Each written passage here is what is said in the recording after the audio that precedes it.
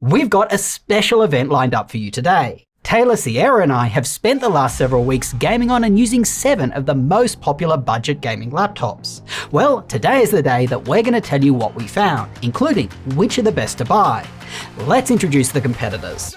Acer's Nitro V15, Acer's 2023 Helios Neo 16, Asus's TUF Gaming F16, HP's Victus, Lenovo's LOQ15, MSI's Cyborg 14 and MSI's Katana 15. Now, our aim was to only include laptops that can regularly be found for under $1,000. Either their MSRP is below that amount or they often go on sale. To allow for this, we've set a max MSRP of $1,299 for a laptop to be included. This does eliminate a lot of better and more expensive ones that may occasionally fall into this price range. If you do see a huge sale on one of those, you should definitely snap it up. Without a doubt, premium gaming laptops are better than these budget ones. If you are looking to find these big sales, make sure to check out our website.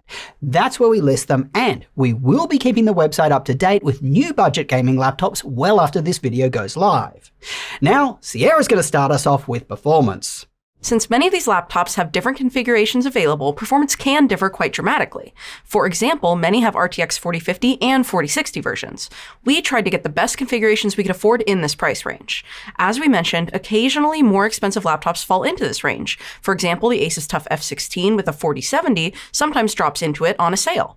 Clearly, if you can get an RTX 4070 that is fed decent wattage, it's going to outperform any models with lower tier graphics. In fact, our Katana was sent to us with a 4070, but right now this configuration is way above our price range, so it's out of the running for this award.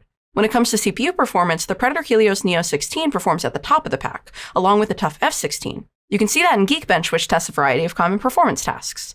These have identical i7HX chips from Intel's most powerful range. They are 13th generation chips, but there isn't really much difference to their current 14th gen.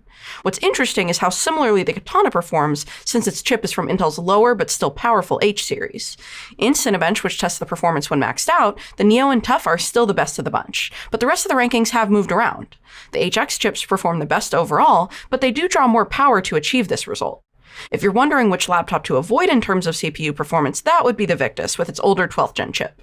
It is available with a 13th gen one, but here in the USA that pushes it out of the price range. Next, let's get into graphics. For TimeSpy, the fastest laptop here is the Katana with its 4070, but as mentioned, that configuration is out of this price range. The TUF and the LOQ are the next best performing.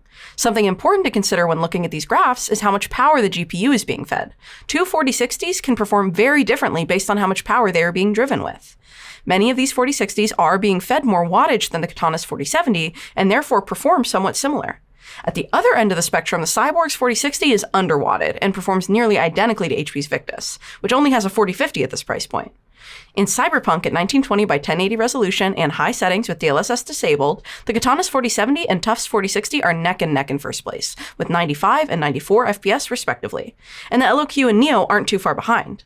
This supports what we said earlier about higher wattage GPUs being very impactful. Also, it's important to remember that when running games at this lower 1920 resolution, you are likely seeing the CPU's performance as more of a factor in dictating gaming performance. In this test, all laptops were above 60 FPS, but only barely for the Cyborg, which is pretty disappointing. Since all these graphics support NVIDIA's excellent DLSS frame generation, you can make better use of these laptops' high refresh rate displays in games that support that. When we enabled it, we saw significant improvements. In Final Fantasy's Dawntrail benchmark, the top performer here is the Katana again, with the Neo coming up on its tail. We also spent plenty of time playing competitive esports titles, including Valorant, League, and Fortnite, and we considered those in determining our winner for this Best Performance Award. We'll discuss our actual gaming experience later in the video. Taking into account both CPU and GPU performance, the TUF is our overall winner for the Hardcore Gamer Award, with the Neo coming in at a close second. We also think you'd be happy with the LOQ's performance as a third option. This next award is for those of you with roommates or family members always complaining about how your laptop sounds like it's trying to take off. Hey, we hear you loud and clear, and so does everyone else. Most of these laptops struggle with staying quiet while providing the performance they do. That being said, our award for the quietest budget gaming laptop award goes to the Predator Helios Neo 16. In our real-world gaming tests and benchmarks, it consistently delivered the best performance with the least fan noise. The Victus was a bit quieter than the Neo in some of our benchmarks, but not during actual gaming. And since its performance was so much worse, we just couldn't call it the winner. Unfortunately, Lenovo's LOQ, Asus's TUF, and Acer's Nitro were all quite loud. The Nitro in particular had very high-pitched and annoying fan noise. If, like us, you find fan noise annoying, we'd recommend running all of these laptops on their default performance modes rather than their highest ones. You don't lose a lot of performance, but you get a much more comfortable experience.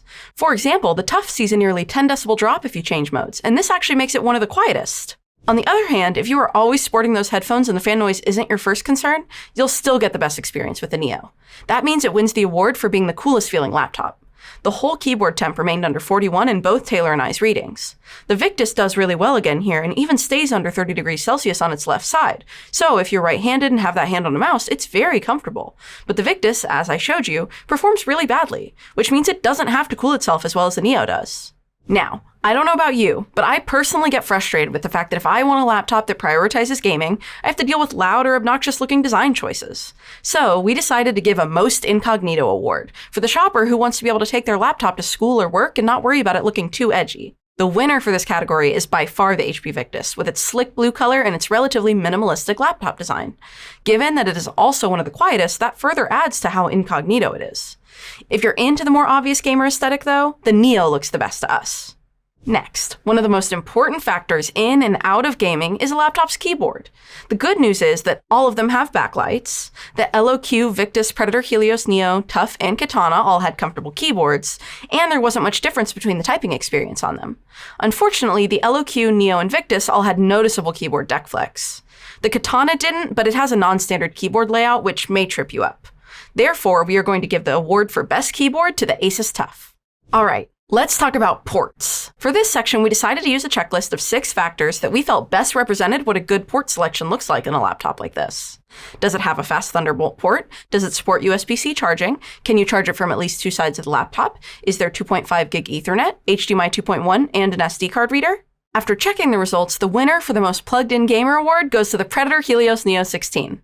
Next, the most immersive gamer award also goes to the Predator Helios Neo with its 16-inch display. It has a resolution of 1920 by 1200 with a refresh rate of 165 Hz and brightness above 400 nits. It is a matte screen like all of these, and it has the widest color gamut of the bunch. Our runner-up is the Cyborg, which has an even brighter screen at over 500 nits, but it does not have a wide enough color gamut for professional color work. This may or may not matter to you as a gamer, but what will matter is its display size. The 14-inch panel of the Cyborg is significantly less immersive when gaming than a larger 15.6 or 16-inch one. Overall, displays were one of the most disappointing aspects of some of these laptops. What is the point of putting in a high refresh rate display when all the colors are wrong, like on the Victus, or if it's too dim to see anything, like on the Katana? Now, if you require the maximum portability from your machine, the 14-inch screen on the Cyborg becomes a positive. It is by far the lightest at 3.6 pounds without its charger and 4.6 with it, so it wins our Gamer on the Go award. In fact, even though it does not support USB-C charging, which is immensely disappointing, its combined weight with its charger is still less than the laptops that do support that. For example, its weight with its charger is about the same as the Nitro without one. Of course, it's not the only 14-inch gaming laptop out there, but it's the only one we regularly found for under $1,000.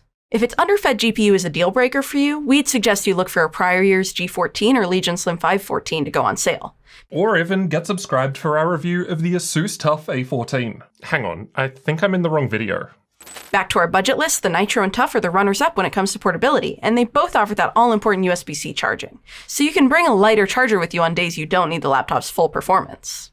This next award is for battery life. Whether you're a student or anyone who's frequently on the move, this award will be for shoppers like you.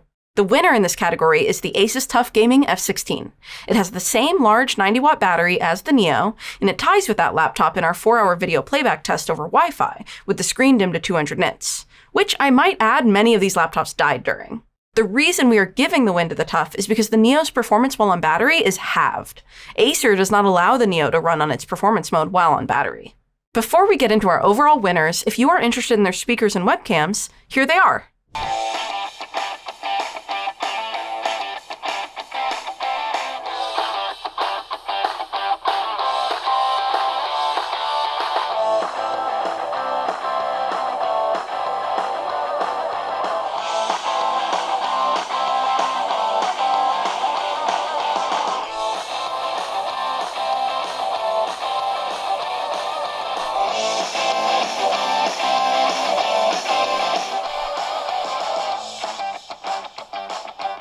Now, if you're a student who takes online classes or a working professional logging into a Zoom call, you may care about how the webcams look on all of these budget gaming laptops. We're going to let you make your own judgment based on these clips, but here they all are in the same order as the speakers. We hope this section was long enough for you to get a good sense of them all. Alright, so here is where we landed. Starting with the laptops we would not recommend.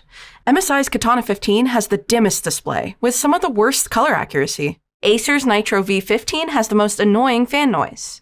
HP's Victus had a display with terrible colors, and it didn't get that bright.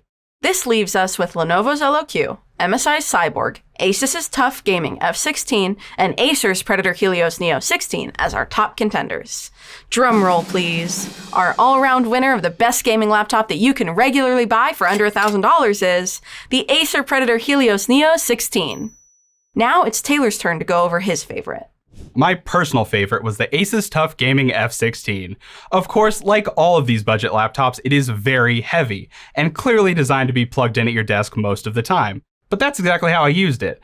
I worked on all of them, doing my normal video editing and entering test data in addition to the gaming we all did together. I'm in a darker environment, so the dimmer screen wasn't a nuisance for me, and I found it to be the best gaming experience without any drop frames. The palm rest stayed cool, the exhaust wasn't too warm on my hand, and the keyboard was very enjoyable to use. All of this kept me from being too distracted while gaming. I also prefer the ports being on the left side instead of the back of the laptop. Honestly, it was the first laptop I forgot I was testing while gaming, and that is a great thing. The Tough was simply the standout for me in this lineup. My favorite ended up matching our overall winner because of the all-round comfort I felt while gaming. Having an intense Fortnite gaming session with less heat you feel but not sacrificing on performance is important to me. Running on high settings with FPS set to unlimited, I didn't want to worry about stuttering at a high-stakes moment. In contrast, I experienced drop frames, hitching, and lagging on most of these other machines other than the LOQ and the Tough. Acer has also done a good job avoiding that here with the Predator Helios Neo. In fact, the experience of using the Neo was so good that I had to triple check its price was in our range. For me, the Acer Predator Helios Neo 16 was the clear winner, a notch above all these other laptops in the dimensions that matter as a gamer.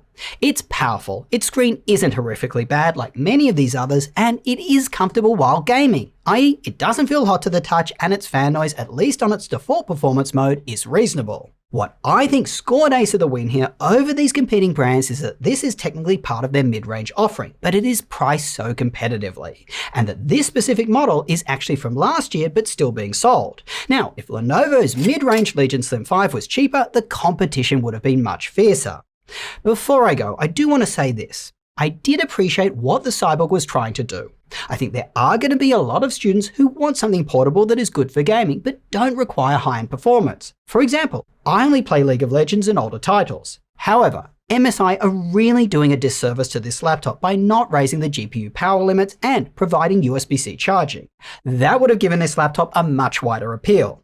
As we've said, sacrifices do have to be made when you're looking for a gaming laptop with a budget of $1,000 or less. Hopefully, we've given you enough information to make the right buying decisions. As we've said a few times, if you want to make your dollars go as far as possible, and I know that you do, we suggest looking for older models of some of the higher-end gaming laptops, or even refurbished or returned ones. So check out our website for sales and discounts. It's updated daily with all the latest ones. As always, thanks for watching. Please like, subscribe, and share the channel. It helps us grow, and as I always say, it makes our dearest parents very proud. Till next time, go do something awesome with your day, and we will catch you later.